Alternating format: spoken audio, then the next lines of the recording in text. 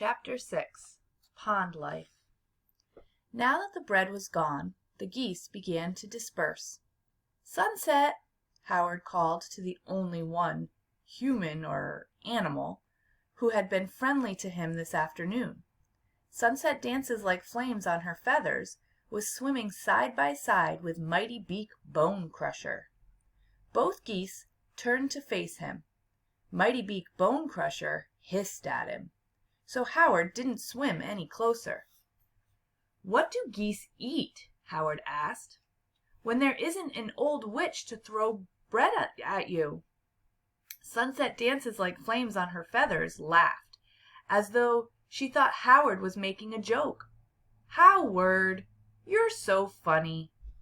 Mighty Beak Bone Crusher honked. "Howard? I don't like this newcomer Howard."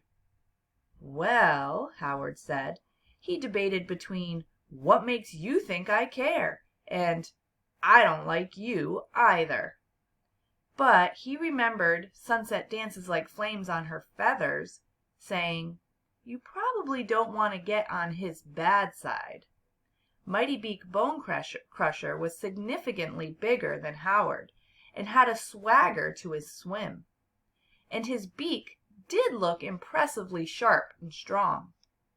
Mighty Beak Bone Crusher laughed at Howard's silence, but it wasn't pleasant like the laugh of Sunset Dances Like Flames on Her Feathers. "This Howard isn't the bravest goose in the pond, is he?"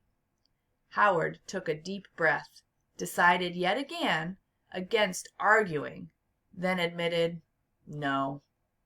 Sunset Dances Like Flames on Her Feathers came to his defense.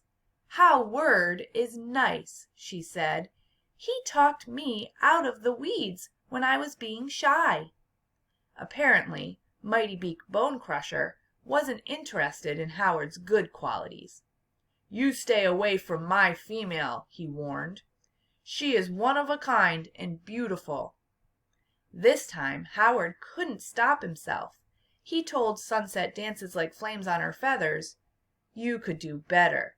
Where was he all this while you were afraid to show yourself?" Mighty Beak Bone Crusher charged at Howard, flapping his wings and honking. Howard found out that geese could swim backwards quickly. Sunset Dances Like Flames on Her Feathers turned away from both males and kept on swimming in the direction she'd been heading before. Howard didn't know if she was abandoning him or trying to get Mighty Beak Bone Crusher to follow her and leave him alone. Mighty Beak Bone Crusher called after Howard, "Your feathers are dull, your neck is short, and the webbing between your toes is too thin." "Oh, yeah?" Howard honked from a safe distance. He guessed these were goose insults, and he wanted to get back at Mighty Beak Bone Crusher. What would be a bad thing to have someone say about you if you were a goose? Howard said, "I know ducks who are better looking than you." Mighty Beak Bone Crusher came at Howard again, somewhere between swimming and flying, so he looked like he was practically walking on the surface of the water. Whatever the geese called that move, it was fast. Howard scrambled back up onto the shore, wondering if Mighty Beak Bone Crusher would follow him onto land. Sunset Dances Like Flames on Her Feathers continued to act as though she'd forgotten all about the two of them. She honked a greeting to another goose, and that got Mighty Beak Bone Crusher's attention off Howard. "Stop talking to everybody," he complained to her. "You're with me." "If I'm with you," she snapped, "then why are you over there chasing Howard?" Mighty Beak Bone Crusher hesitated for one more glare at Howard. In a honk very like a snarl, he told Howard, "You're unfit to father eggs."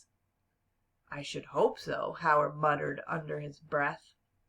He watched Mighty Beak Bone Crusher catch up to Sunset Dances Like Flames on Her Feathers, who was swimming in circles while she waited for him. At the last moment, just before facing around the other way, she said, louder than strictly necessary, if it was meant only for Mighty Beak Bonecrusher to hear, "Let's find some nice plants to eat." Howard liked to think she was speaking to him, that she had realized maybe he hadn't been joking when he asked what geese ate. But which plants? None of the ones around the pond looked appetizing, like apples or berries or even carrots. He looked down at the weed he was standing nearest to and watched a small pale worm crawl across the broad leaf.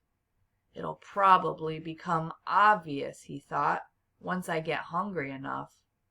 But he wasn't going to let himself get that hungry. He was going to go home and, somehow or other, let his parents know what had happened.